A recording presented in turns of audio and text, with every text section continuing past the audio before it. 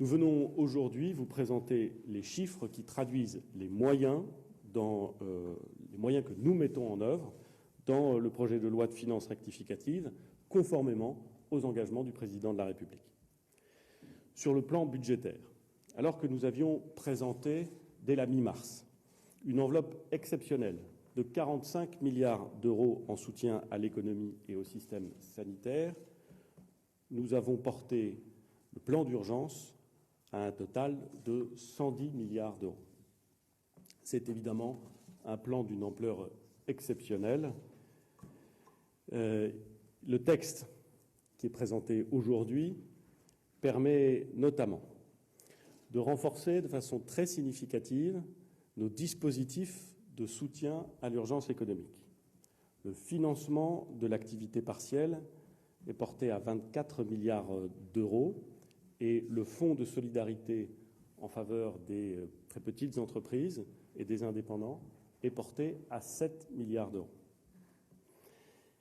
Le texte nous permet également de nous doter d'instruments puissants d'intervention au capital des entreprises en difficulté avec l'ouverture d'une enveloppe de 20 milliards d'euros. Enfin, ce projet de loi de finances rectificative traduit l'effort historique en faveur de notre système sanitaire. 8 milliards d'euros sont prévus pour les dépenses exceptionnelles de santé, pour faire face à l'épidémie, permettant d'investir dans l'achat de matériel et de masques pour près de 4 milliards d'euros et de financer les mesures pour le personnel soignant. L'aide exceptionnelle de solidarité voulue par le Président de la République. Depuis le début du confinement, les familles doivent faire face à des charges supplémentaires qui sont souvent de nouveaux poids financiers pour les plus fragiles. Comme les crèches et les cantines ont fermé, elles doivent faire face à des dépenses supplémentaires pour les repas, leurs dépenses énergétiques augmentent, des nouvelles charges, des charges de trop qui peuvent les installer dans des situations dramatiques. Nous avons également entendu l'appel des associations de lutte contre la pauvreté, que je voudrais remercier ici pour leur travail quotidien. Aussi avons-nous décidé de verser dès que possible, c'est-à-dire le 15 mai prochain, 150 € par ménage au RSA ou à l'allocation de solidarité spécifique. S'y ajouteront 100 € supplémentaires par enfant.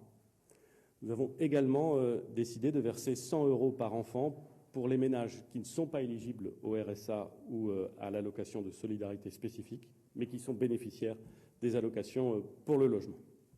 Ce sera automatique, sans qu'aucune démarche ne soit nécessaire.